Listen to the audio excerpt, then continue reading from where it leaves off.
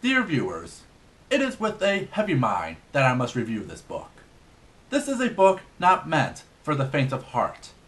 It is not a happy book. It is a book that shows the worst people can do to each other on the most innocent of all beings, children. I would recommend you leave this video now. I do not want to fill your heads with these terrible events. Lord knows we have enough of that on the daily.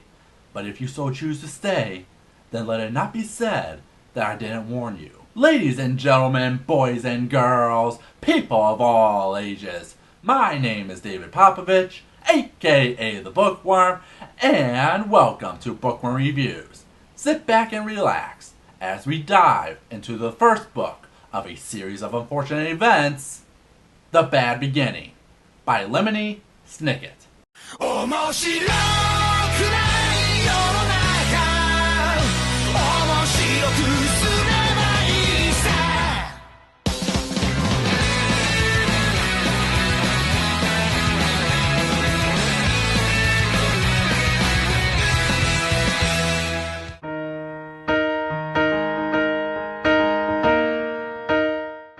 I warned you this book was not going to be pleasant. I know so because the very first line of the book says so. If you are interested in stories with happy endings, you would be better off reading some other book. In this book, not only is there no happy ending, there is no happy beginning, and very few happy things in the middle. This is because not very many happy things happen in the lives of the three Baudelaire youngsters. But I'm sure some of you are like, please, this is a children's book.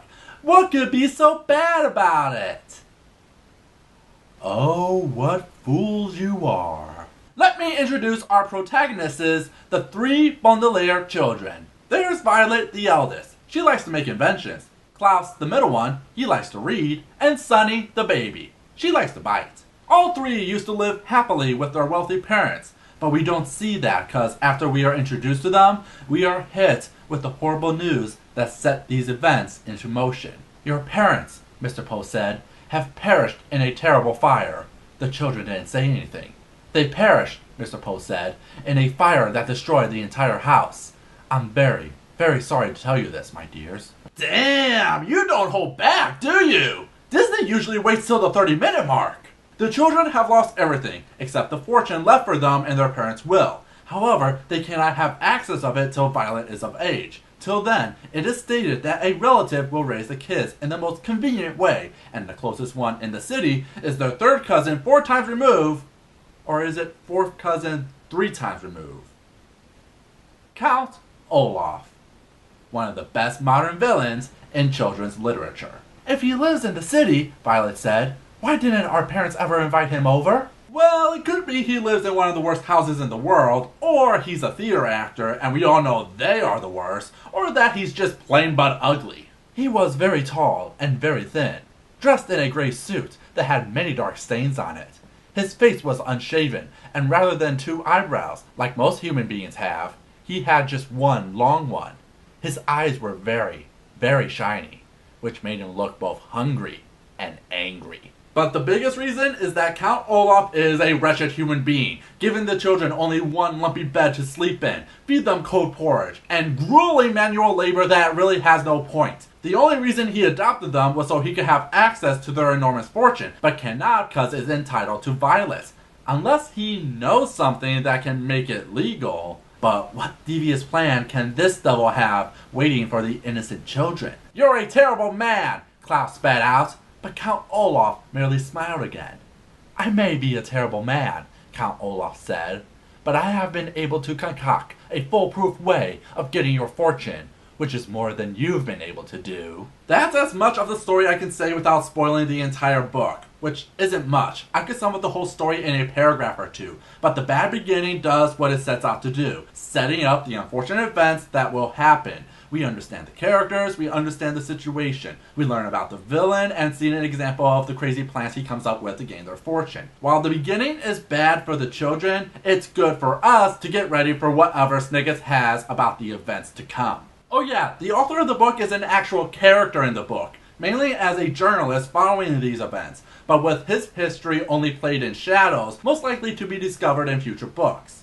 Now these books were, and I still believe, are very popular. They were coming around the same time Harry Potter was making waves, and in some ways was the successor of Goosebumps for the 2000s. The idea of the books are that they're not your typical children's books where everything is solved in the end and is sunshine and rainbows. These books were made to show some of the darker sides of humanity and some of the ways we work to cope with them. I hate it here, Violet! I hate this house! I hate our room! I hate having to do all these chores! And I hate Count Olaf! I hate it too, Violet said, and Klaus looked at his older sister with relief. Sometimes just saying that you hate something and having someone agree with you can make you feel better about a terrible situation. The book just talked about a serious issue in a manner that most can understand in a children's book. Can anyone name me an adult book that's done something similar? Because I'm drawing blanks. But it also introduces children to the English language. There are many moments where the book will use a big word followed by the definition of said word before going back to the main plot. Please get out of bed and get dressed, he said briskly. The word briskly here means quickly, so as to get the Bundelair children to leave the house. The only bad thing about it is that because these happen so many times, it can make the book feel repetitive. That means when something is repeated a lot that it becomes tiresome. Damn it, now it's making me do it! But overall, this is a simple but good book that deals with tougher issues some adult books can't even handle. They didn't understand it, but like so many unfortunate events in life, just because you don't understand it doesn't mean it isn't so. There is a reason this series is a modern children's classic, and if you have yet to read it because it's not a happy book, then I suggest you grow up and pick up this children's book. What about you, Internet? What's your opinion about The Bad Beginning? A special thanks to Jacob Oka for suggesting the book. Thank you for your support. If you have a book you would like me to review, let me know in the comments below. Next week, it's The Kite Runner. Till next time, have a nice day. 'Cause you had a bad day, you take it one